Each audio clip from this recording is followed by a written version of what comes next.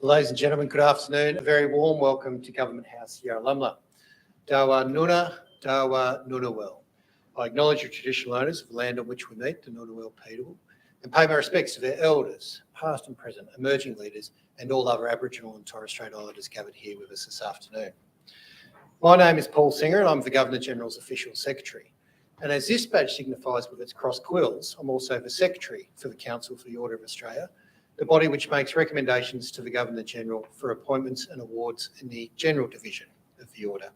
The Governor-General is both the Chancellor of the Order of Australia and the Principal Companion of the Order. I'm also the Secretary to the Australian Bravery Decorations Council, the body which makes recommendations to the Governor-General for Bravery Awards.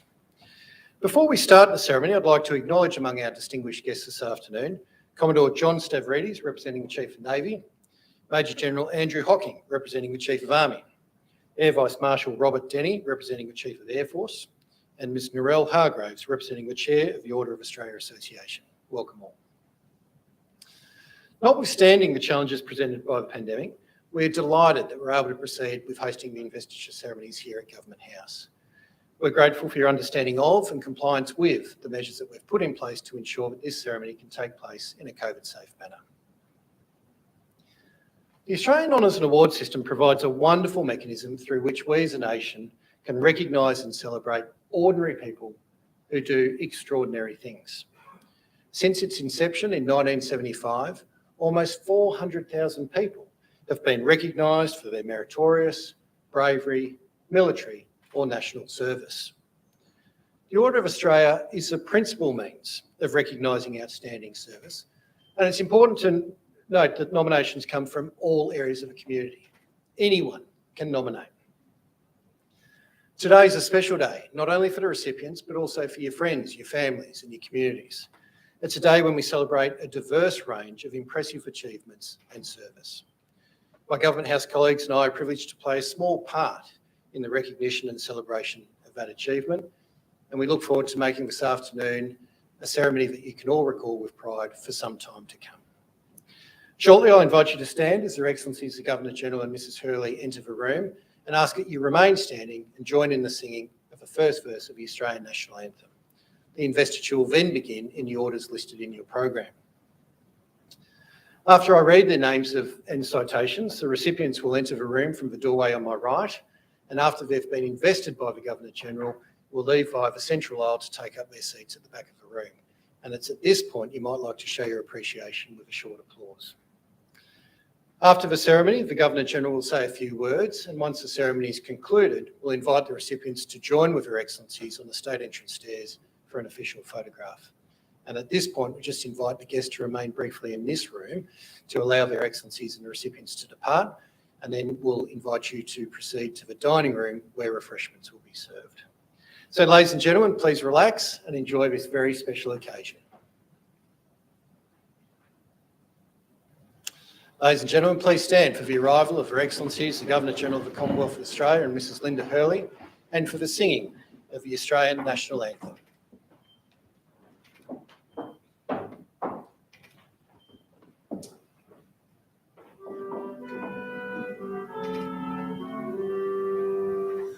Australians, all let us rejoice, for we are one and free. We've golden soil and wealth for toil, our home is girt by sea. Our land abounds in nature's gifts of beauty rich and rare. In history's page let every stage advance Australia fair. In joyful strains then let us sing, advance Australia fair. Thank you, ladies and gentlemen. Please be seated. Well, good afternoon, and could I join in the warm welcome that Paul, our Official Secretary, has already offered. Linda and I are delighted to share this very special occasion in the life of our recipients and, of course, their families and friends. as we acknowledge the work of some extraordinary, some outstanding Australians and their contribution to our country. Linda and I are privileged to travel around Australia quite frequently during any given year, joining Australians in their celebrations, in their work, in their play, in our darkest days. And during each of those occasions, we remark upon, and we here at the Yarralumla recall and speak about the richness of spirit that we see in the Australian community. And that richness of spirit is what plays out in this ceremony today. Our honours and awards system was introduced in 1975 to replace the imperial award system. It has, I think, one very distinctive characteristic, perhaps unique amongst honours and awards systems globally, and that is it's a bottom-up system. So what do I mean by that? Every person, particularly the community recipients who come through the door here or a similar door in any other government house in Australia, are there because they have been nominated by their peers, nominated by fellow citizens in their community. Ours is not an elite system where people like me, capital cities around the country, look around and say, Bill, Bob, Jenny or Wayne has done a brilliant job, I'm going to give them a medal. Doesn't work that way. This is your system and it depends on your nominations.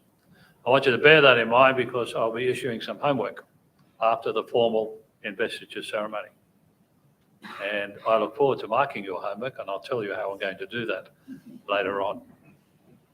Could I say particularly to the families that are here today, particularly partners, thank you for the role you play in enabling the recipients to do what they do.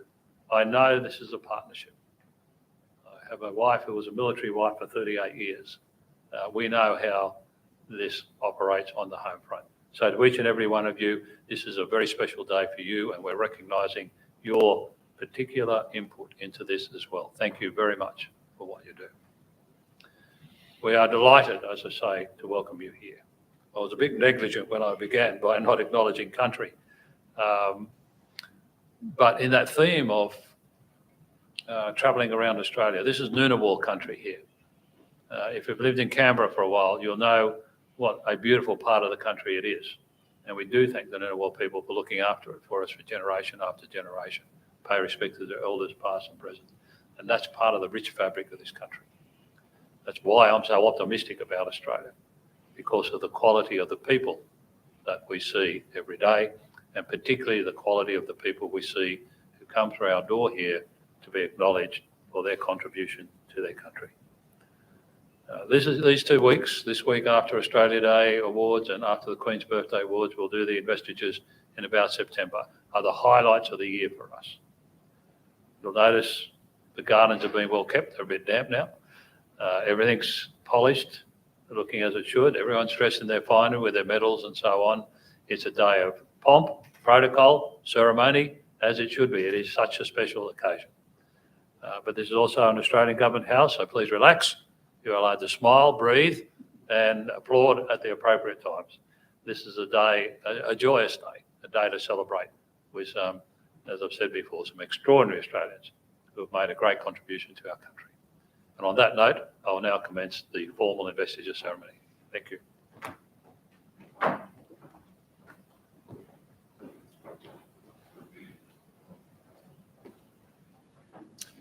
Your Excellency, to be presented with the insignia of her appointment as a member in the General Division of the Order of Australia, Ms. Meredith Hinchcliffe, for significant service to the arts through a range of roles and organisations.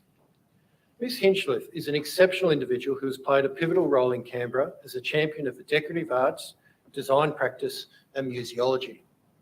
She's ably demonstrated this through her promotion and awareness raising of the work of studio artists, as well as through her advocacy, philanthropy and direct support. She's played an increasingly philanthropic role to ensure artists are collected by key local institutions. She's maintained an unstinting view of the value and importance of Australian contemporary creative practice and the essential role it plays in our community life. Ms Hinchliffe's efforts have contributed significantly to Canberra's cultural landscape. Ms Meredith Hinchliffe appointed a member of the Order.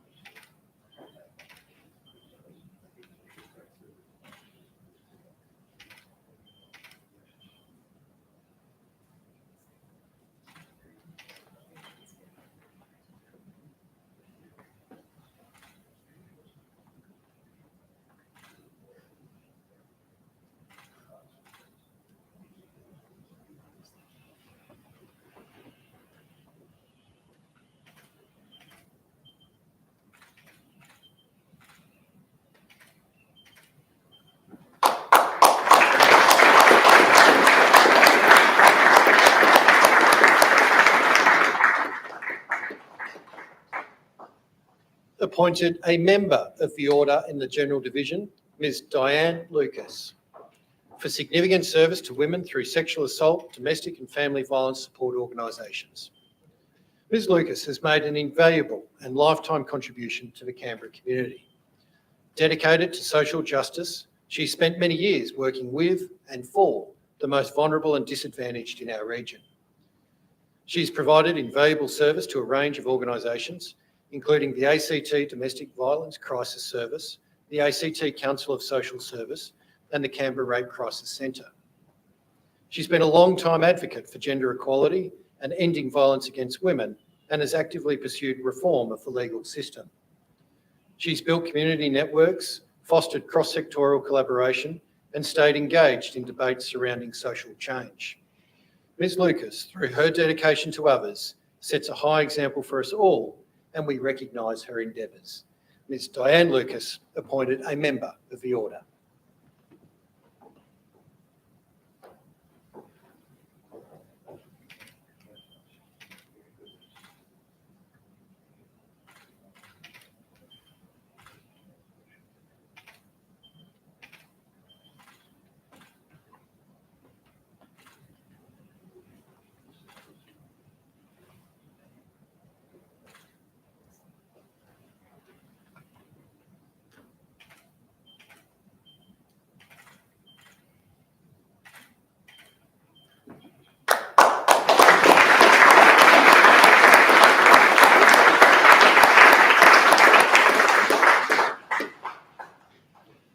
Appointed a member of the Order in the General Division, Mr Peter McGrath, for significant service to Rugby Union as Administrator and to tertiary education.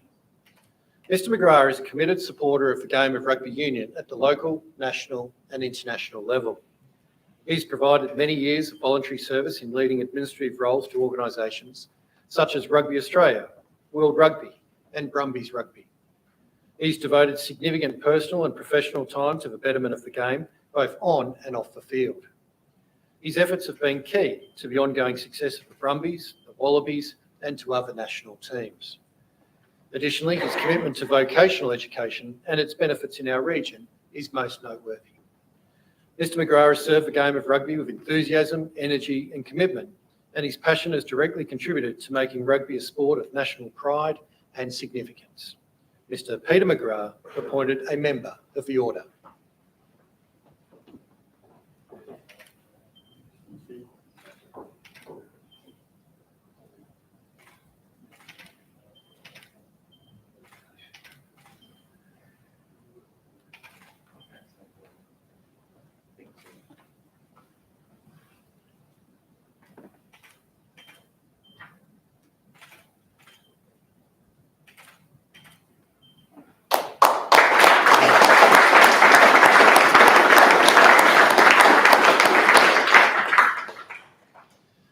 Appointed a member of the Order in the Military Division, Commodore Donald Dzenge, for exceptional service to the Royal Australian Navy in senior command positions in the fields of aviation and personnel management.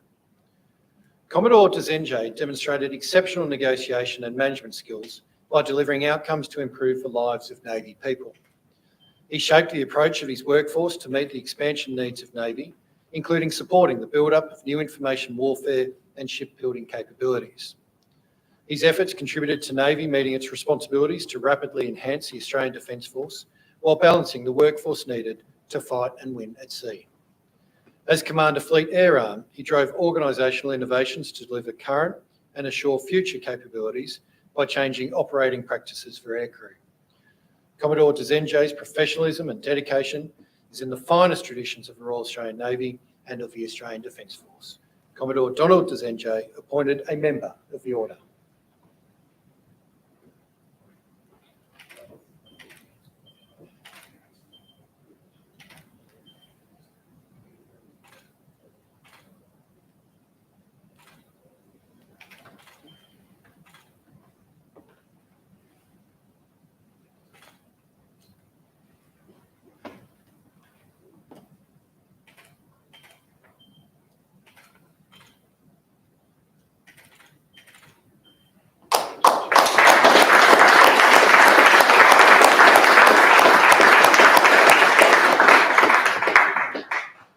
Appointed a member of the Order in the Military Division, Wing Commander Michelle Louise Devine, for exceptional service in aviation medicine and in the health intelligence response to COVID-19.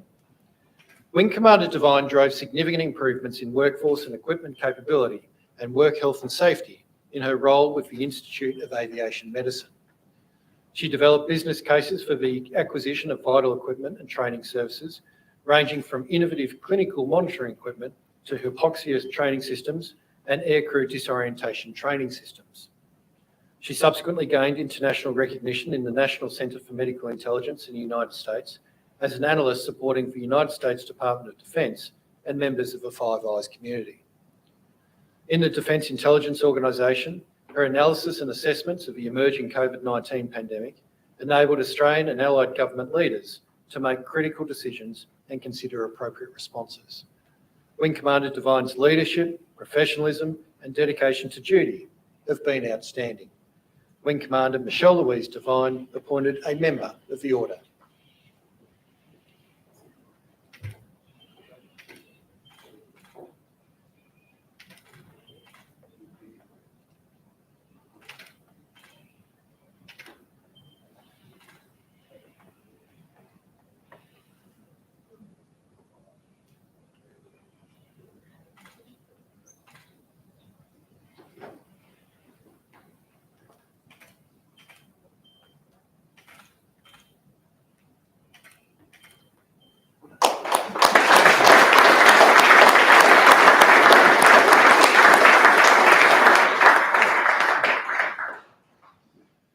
Awarded the Medal of the Order in the General Division, Mrs. Leonie Fleming, for service to aged welfare and to education.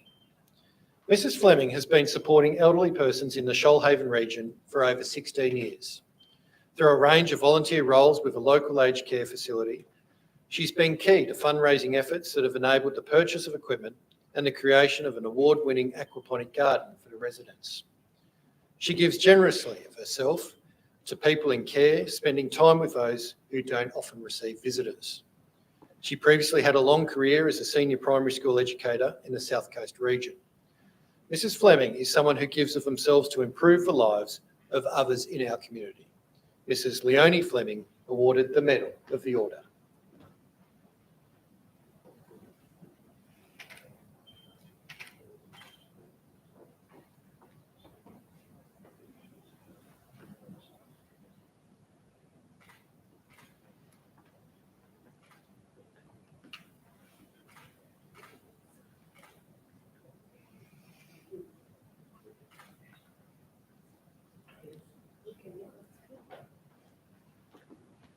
Just discussing school years.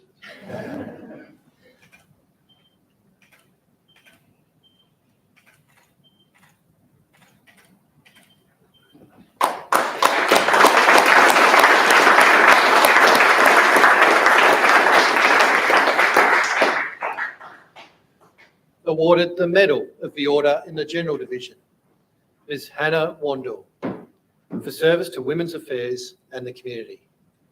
Ms. Wandel has demonstrated a deep concern for the challenges faced by young women in regional Australia. She founded the Country to Canberra organisation to help break down gender and geographical barriers to success and to equip young women to become leaders. In 2018, She travelled over 32,000 kilometres to 80 bush communities across Australia to reach 3,500 teenage girls to run gender equality and empowerment workshops. She's also organised camps where young rural women visit Canberra to be mentored by politicians and CEOs and undertake training to provide them with improved self-confidence. Ms Wandell's journey of influence and making a difference to our youth has been outstanding. Ms Hannah Wandell awarded the Medal of the Order.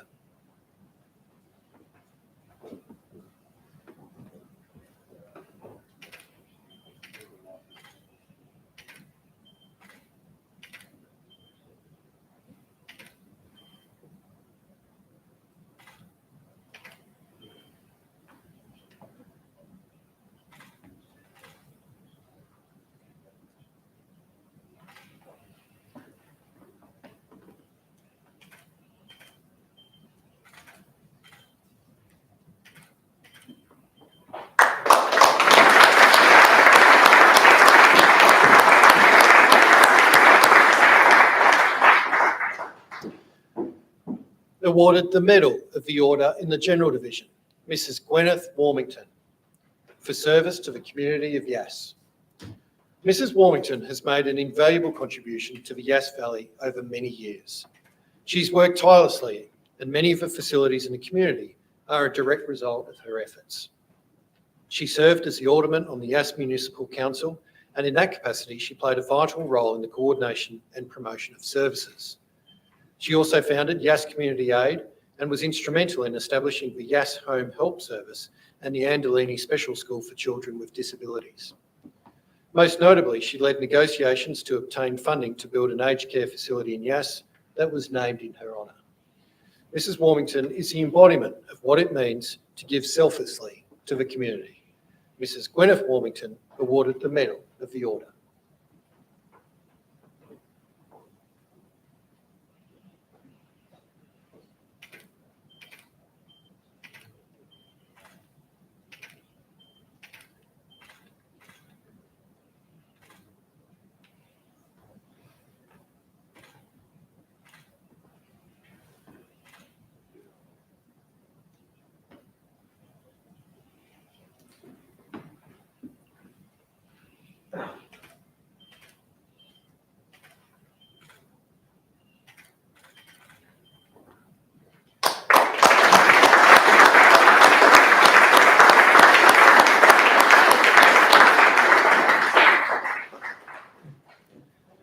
Awarded the Medal of the Order in the General Division, Mr Brian Wheeler, for service to veterans and their families.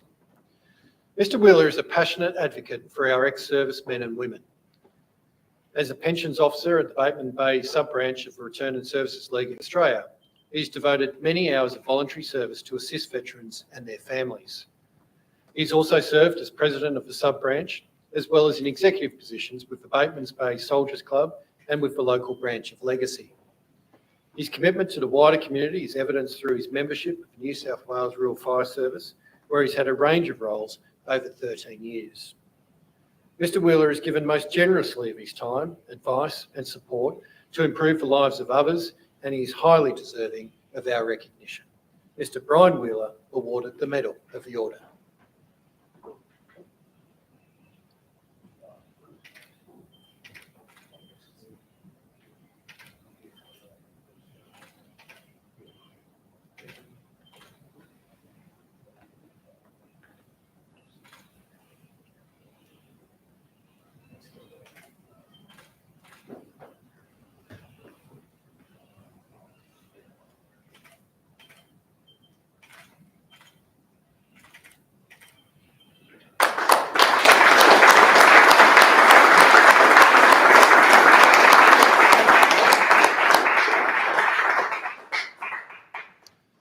Awarded the Medal of the Order in the General Division, Mr Peter White, for service to public administration. Mr White has provided exemplary community and public service to Australia for over 3 decades. He represented our nation by providing strategic policy and leadership advice to transport sector officials in Papua New Guinea to enhance that country's aviation and maritime safety and security. These continue to be not only important areas for Papua New Guinea's development, but also for Australia's national interests in the Pacific region. His public service career also saw him serving diligently with the Australian Public Service Commission, the Department of Foreign Affairs and Trade, Australian Border Force, and the Australian Federal Police.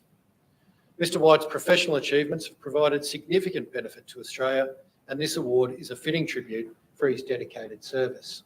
Mr. Peter White awarded the Medal of the Order.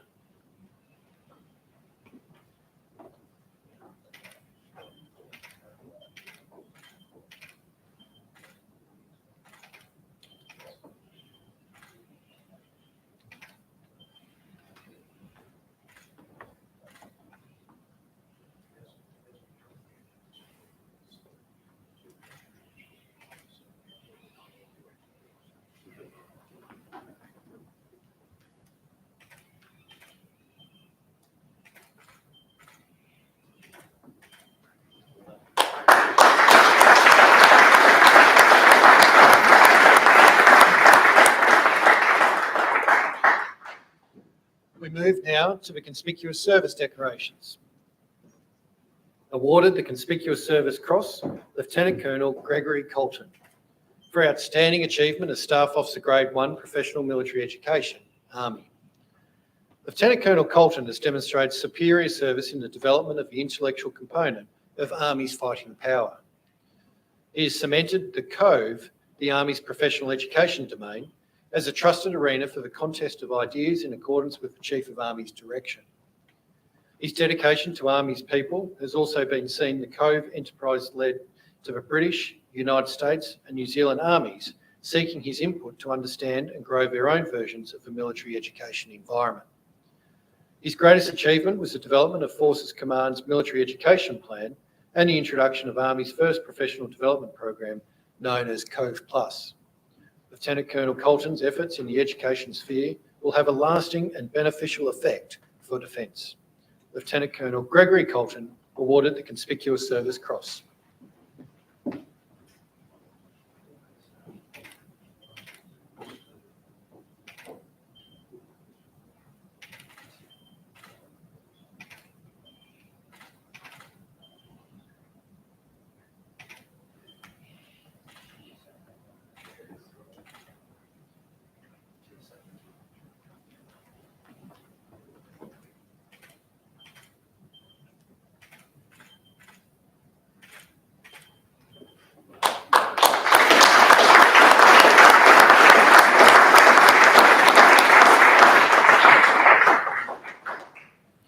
Awarded the Conspicuous Service Medal, Lieutenant Sarah Lazinski, for meritorious devotion to duty as the intelligence officer in HMAS Parramatta. Lieutenant Lazinski displayed professional excellence and leadership during a challenging and demanding deployment to East Asia. She applied her knowledge in collection and analysis to ensure HMAS Parramatta was appropriately prepared for the assigned mission in the South China Sea, including operations with the USS America Expeditionary Strike Group. Demonstrating leadership well above her worn rank, she also developed a junior sailor leadership program, which promoted professional development, unit cohesion, and enhanced the morale of the ship's company. Lieutenant Lazinski's dedication to duty embraces the values and behaviours of our Navy and of our Defence Force. Lieutenant Sarah Lazinski awarded the Conspicuous Service Medal.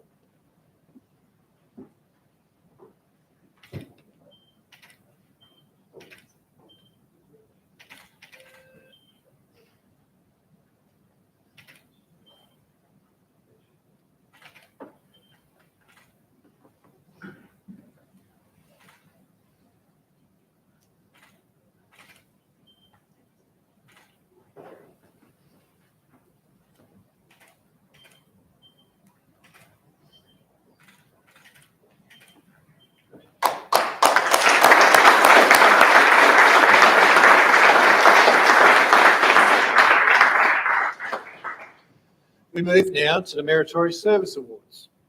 Awarded the Australian Police Medal, Detective Sergeant Louise Denley, for outstanding service to the Australian Federal Police through a range of roles. Detective Sergeant Denley joined the Australian Federal Police in 1985 and was posted to ACT Policing, where she became the first female police motorcyclist, pursuit driver and full-time rescue squad member and later ACT Policing's first female traffic sergeant. She's subsequently seen service in a range of roles, including with the 70th Contingent for the United Nations Peacekeeping Mission to Cyprus, at the Transnational Crime Coordination Centre, and in child protection and serious organised crime areas. She returned to ACT Policing in 2012, working at the Woden Station, later deploying to Papua New Guinea. Since 2020, she's been the Officer in Charge Community Policing in the Jervis Bay Territory. Detective Sergeant Denley's service history and steadfast commitment are testament to her dedication to protecting the Australian community. Detective Sergeant Louise Denley awarded the Australian Police Medal.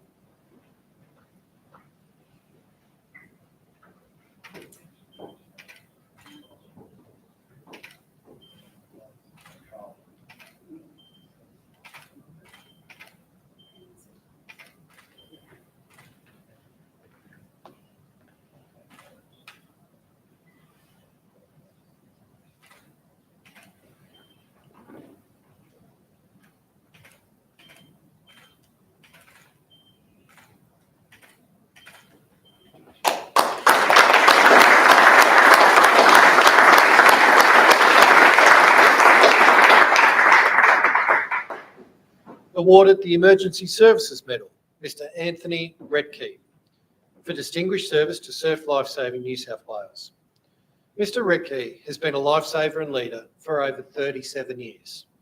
He is currently the Far South Coast Branch President of Surf Lifesaving New South Wales, and is also a highly respected member of the Far South Coast Support Operations, where he's participated in numerous rescues and searches. In 2010, he received a Group Bravery Citation for the Tathra Wharf tragedy, recognising his outstanding initiative, expertise and empathy towards his fellow human beings by applying life-saving skills in dangerous emergency situations. He has been a consistent advocate for his branch, and his emergency response skills were at the forefront during the 2020 Black Summer bushfires, where he led the Far South Coast branch through extremely challenging conditions. Mr. Redkey's commitment to surf lifesaving and to the safety of the community is outstanding. Mr. Anthony Redkey awarded the Emergency Services Medal.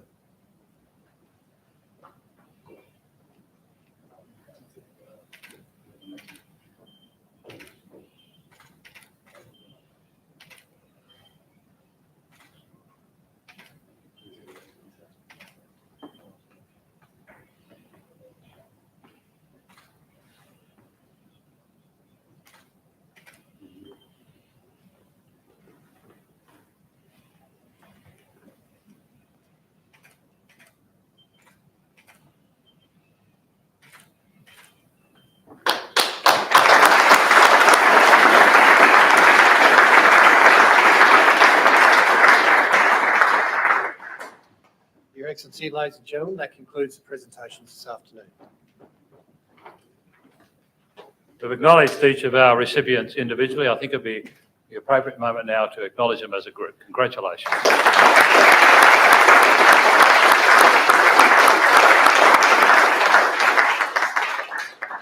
And if Mr. White doesn't mind, not only is there a medal being presented today, but I think he's got a grandchild on the way right now. So congratulations to the White family for whatever happens today. Well done. You've seen the range of activities and contributions that people are recognised for, particularly in the community awards section.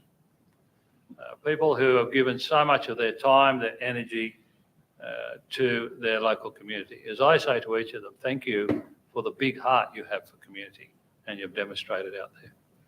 So your homework is you know the people in your community who are doing exactly the same or making exactly the same contribution to our country.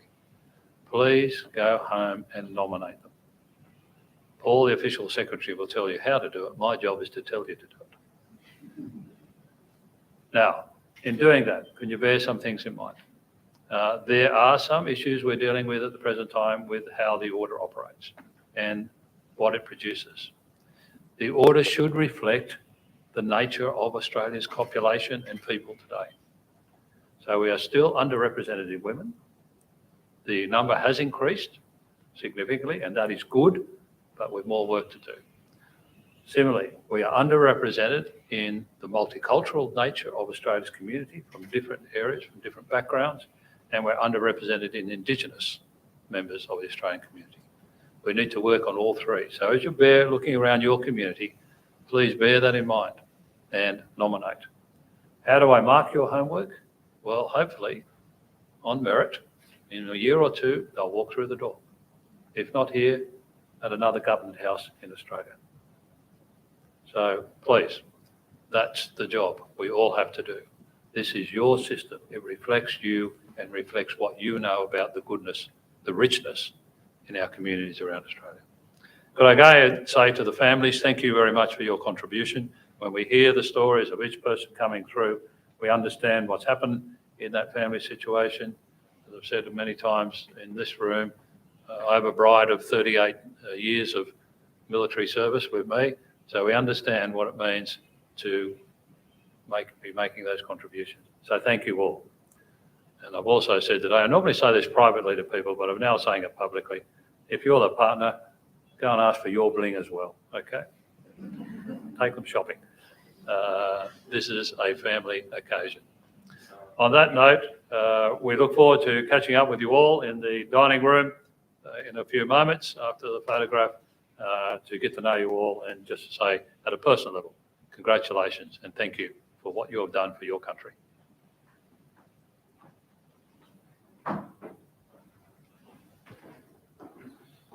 Thank you, Your Excellency. Well, ladies and gentlemen, to assist with the homework that the Governor-General has issued, if you think that there's someone that's worthy for consideration within the Order of Australia, I invite you to nominate them via accessing the online nomination form, which is available on the Governor-General's website at www.gg.gov.au. And as the Governor-General says, if they're successful through that process, we look forward to welcoming them back to an investiture such as this in the future. Shortly, we'll invite the recipients to join with Their Excellencies on the state entrance stairs. I ask all to stand for the departure of Their Excellencies, the Governor-General and Mrs Hurley, and the recipients.